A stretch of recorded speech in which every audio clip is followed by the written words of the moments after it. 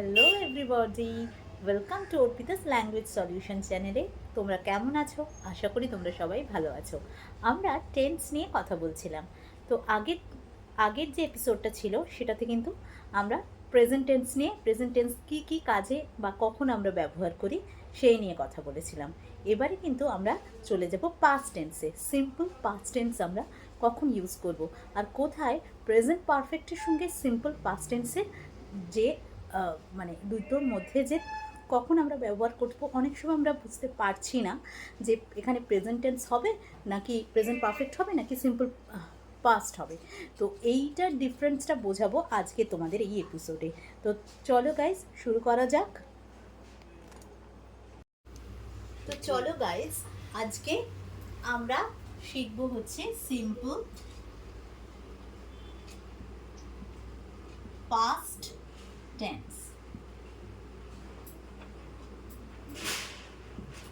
Simple past টেন্সটা তো আমরা ছোট থেকে সবাই শিখি, সবাই জানি, খুব কমন একটা জিনিস। কিন্তু অনেক ক্ষেত্রে আমরা প্রেজেন্ট পারফেক্ট টেন্স কোথায় হবে আর কোথায় সিম্পল পাস্ট টেন্স হবে সেটা কিছুতেই আলাদা করতে পারি না।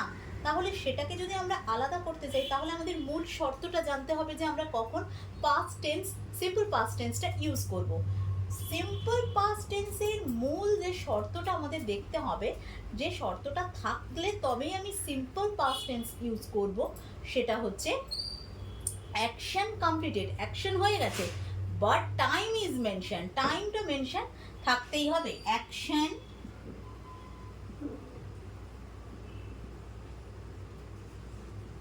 completed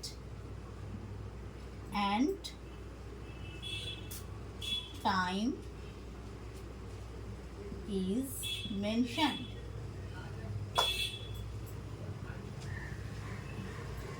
টাইম ইজ মেনশনড, এই কথাটা মনে রাখতে হবে। অ্যাকশন কমপ্লিটেড হয়ে গেছে কিন্তু টাইম বলা নেই, সেই ক্ষেত্রে কিন্তু আমরা কখনোই মানে অনেক ক্ষেত্রেই কিন্তু past tense, simple past tense use করতে পারবো না। শুধু যদি কোনো একটা জায়গায় অ্যাকশন কমপ্লিটেড হয়ে গেছে এরকম একটা সেন্টেন্স থাকে তাহলে কিন্তু আমরা প্রেজেন্ট পারফেক্ট টেন্সই ইউজ করব।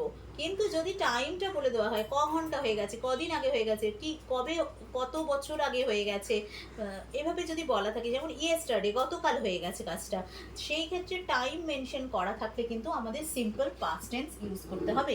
এটাই হচ্ছে সিম্পল পাস্ট টেন্স কোথায় বসবে সেটা জানার মূল শর্তই হচ্ছে action completed but time is mention. Time যদি বলে দেওয়া থাকে 2 মিনিটস আগো, 4 মিনিটস আগো, 4 আওয়ার্স আগো, 4 ডেজ আগো, এই ধরনের টাইম বলা থাকবে। ইয়েস্টারডে বা ডে বিফোর ইয়েস্টারডে, এই ধরনের কিছু না কিছু থাকবে, লেখা থাকবে। হিন্টস, এই ধরনের ক্লু ওয়ার্ডস দেওয়া থাকবে।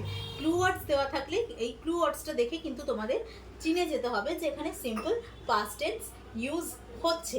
এবার একটা আমি এক্সাম্পল দিচ্ছি।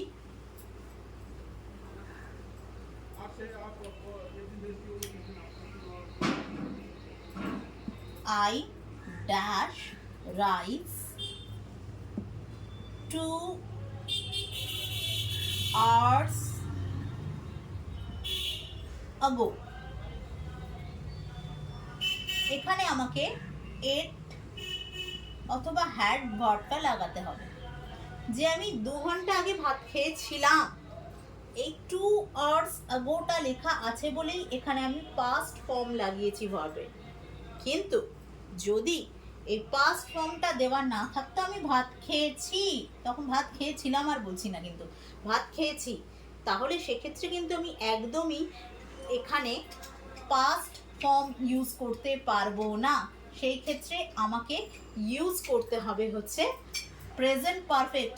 আই হ্যাভ হ্যাড বা আই হ্যাভ ইটেন, এই ধরনের কিছু মানে ভার্বটা ব্যবহার করতে হবে। তাহলে চেনার জন্য যদি ফিল ইন দ্য গ্যাপস থাকে, তুমি কি করে বুঝবে যে তুমি পাস্ট প্রেজেন্ট পারফেক্ট লিখবে না সিম্পল পাস্ট লিখবে?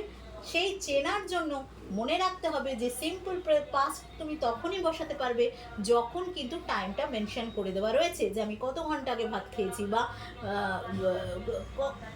ক মিনিট আগে ভাত খেয়েছি। সেই সময়টা যদি ইউজ করা না থাকে, অথচ fill in the gaps I dash rice লেখা আছে, আমি ভাত খেয়েছি, এই কথাটা যদি থাকে, তাহলে অবশ্যই কিন্তু এখানে আমাদের প্রেজেন্ট পারফেক্ট টেন্স লাগাতে হবে।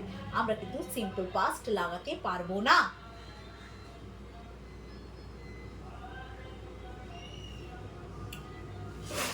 আজকে এই পর্যন্তই। পরের ভিডিওতে আমরা আবার দেখব যে আর কি প্রেজেন্ট পারফেক্ট আর সিম্পল পাস্টের মধ্যে আর কি তফাৎ আছে, যার জন্য আমরা দুটো টেন্সকে আলাদা করতে পারবো, মানে কোথায় কোনটা ব্যবহার করব সেটা আমরা বুঝতে পারবো। আজকে এই পর্যন্তই। যদি তোমাদের আজকের আমার ভিডিওটা ভালো লেগে থাকে তাহলে লাইক করো, শেয়ার করো আর সাবস্ক্রাইব করো। তোমরা যদি লাইক করো বা শেয়ার করো, সাবস্ক্রাইব করলে অবশ্যই আমার ভালো লাগবে, আর আমিও ভিডিওগুলো দিতে আমার আরও উৎসাহ পাবো। ঠিক আছে, তো আজকে এই পর্যন্তই। Tata everybody.